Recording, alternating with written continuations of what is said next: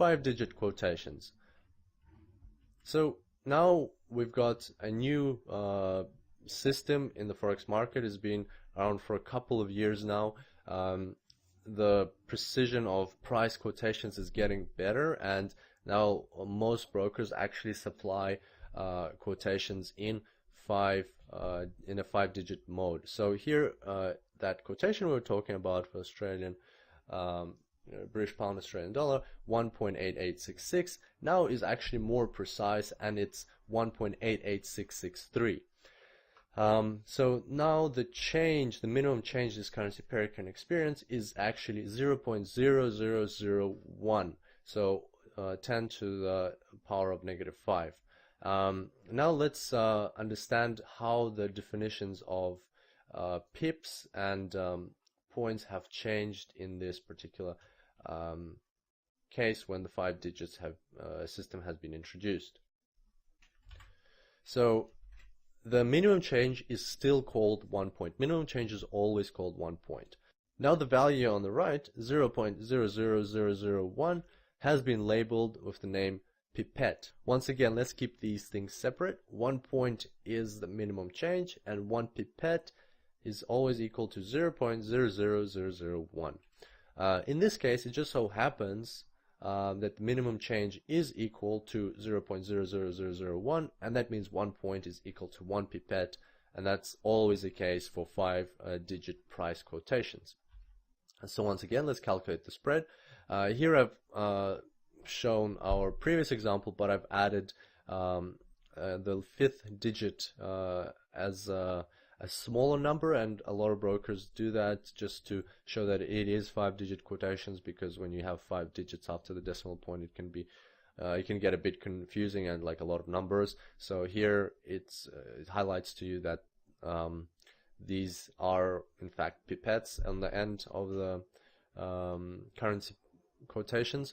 So the difference of the ask and bid price in this case is 0.00065 units of the quoted currency, which is Australian dollar, and that equals to 65 points. So let's remember that even in the 5-digit quotation system, a point is the minimum change that the currency pair can experience. In this case, the minimum change is 0.00001, and if you multiply that by 65, then you will get your spread. So the spread is 65 points. On the other hand, the spread is approximately 7 pips. You can say 6.5 pips, you can say 7 pips, doesn't really matter. It's approximately 7 pips because a pip is still 0.0001, just as it was in the 4-digit system. It's not going to change because we changed the system that we're quoting the currency in. A pip is fixed, the pipette is fixed. So this spread is approximately 7 pips, and that is, you can also say that this spread is 65 pipettes. I would advise you not to use the word pipettes because not many people understand you. Like I never use it, nobody ever uses it. It's a very kind of new term, or very, very low use term, and just sounds funny to be honest. So just stick with points and pips.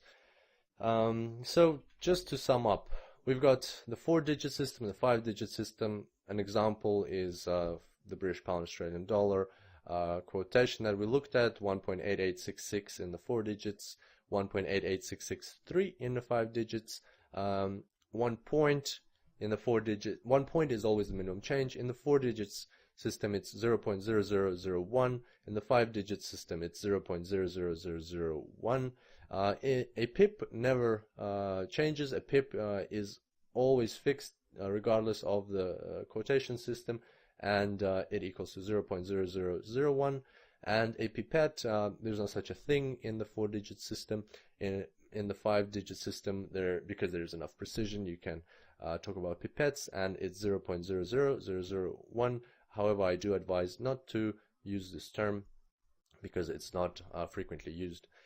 So you will notice that some traders out there get this mixed up, and actually some respectable traders can get this mixed up because this is terminology, and it of course depends on the conventions and like the people, well, how people agree to talk to each other and use these things. But most traders will use this system. So if you come across a forum where perhaps even everybody uses them wrong and confuses pip and point or something like that, well, then you either have to re-educate those people or adjust to their kind of style. But just keep in mind that majority of traders around the world will talk about these things in exactly this way. And before we finish up, a quick note on Japanese currency pairs as promised. So if a currency pair is quoted in Japanese yen, meaning that the Japanese yen is on the right, you will see that everything is shifted by approximately or exactly 100. So there's not, in the 4-digit system, there's not 4 digits but 2 digits after the decimal point. In the 5 digits, there's only 3 digits. So everything else stays exactly the same, just multiply everything by 100. And that's just been associated with the way the Japanese yen has historically been priced. For instance, right now, $1 American can buy you 118 Japanese yen.